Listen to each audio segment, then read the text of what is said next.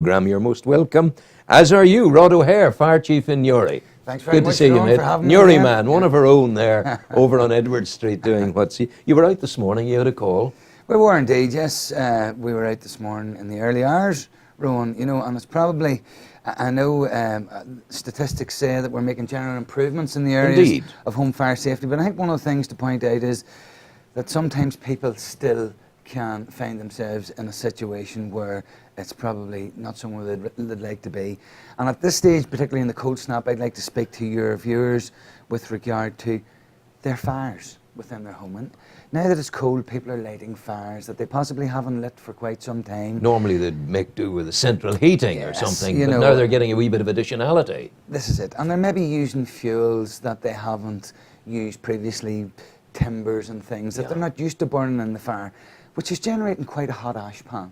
Yes. Now, unfortunately, in the early hours this morning, we had an encounter with a family who did all the right things, and let me express that, did all the right things, removed the ashes from the fire in a metal container, placed them outside the property, where they remained outside for 6, possibly 7 hours, at which point they were transferred into a bin.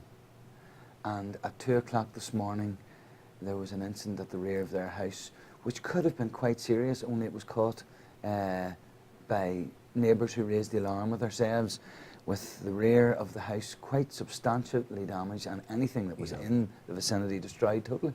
Yeah. So presumably a glowing ash pan, it's internalizing the energy and the flame, and it's the glowing even 6 hours later can be a problem. It's a sleeping dragon, you know what I mean? Because it insulates itself, which is quite effective with its own ash. The one thing that I would suggest to people is, particularly with that, to be aware of what fuel they're burning, ensure that their chimneys are well swept and maintained, and when they do clear the ashes, if at all possible, leave them for at least 24 hours. Aye. And if there's an absolute necessity to transfer them to the bin, Yeah. damp them first. Damp them first. And ensure that they're out, because the people who had believed themselves to have done absolutely everything by the book, and in fairness they had come incredibly close to it, were unaware of the insulating factor of ash and how it could still result in a fire. Fire is particularly threatening because I remember the University of Ulster going to do a nationwide program there on their fire research department, and they were testing materials and demonstrating how quickly fire spreads and the movement of fire through the house and the movement of smoke through the house, all of that kind of thing. So there are so many things we do not know about fire, and it's a university, as I say, study, but in the case of those folk in that home, they might well have thought they were safe 6 hours down the road with the ash, but no. And if may I suggest, if people are going to use the fires with any kind of constancy, that maybe if they have a garden, a fire pit in the garden for ash, an ash pit, where certainly stuff would be put, think the longer term. Or if they need to transfer from one receptacle to another, to ensure that it's not their bin, it's metal. Metal. And that it's capable of withstanding heat. And then they could transfer from that on a regular basis to the bin when they're ensured that it's absolutely out, Yeah. And we had, it's nice to get the word back that fewer people are dying this year. I think it's one less this year than last year in a situation. But goodness gracious, we had the awfulness just recently of the Rathfriland fire. That was a dreadful bit of business. Yes, it taints the success somewhat when so early into the new year crews are faced with having to deal with yet another family who have lost a very important family member. And irrespective of age or location, that's no less painful for the family. And to be quite honest, it's no less disheartening for the crews who did their best in the situation, and just couldn't bring it to the resolution they would have liked due to the time that the fire had been burning. Yeah. It's so heartbreaking, as you say. It is certainly. How do your lads deal with it? Because when they come on a situation where a great human tragedy is unfolding. I think back in history, of our history here, I think of the Lamon house and the awfulness there of the fire that destroyed people. it's not given to mankind to be able to easily withstand that kind of thing.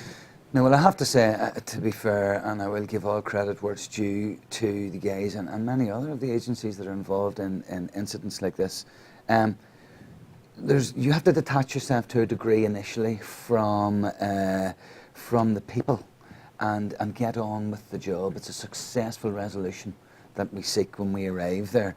And then the guys are very well experienced, unfortunately, through direct experience of people suffering loss, and they're quite diplomatic and caring individuals, and it's not an act.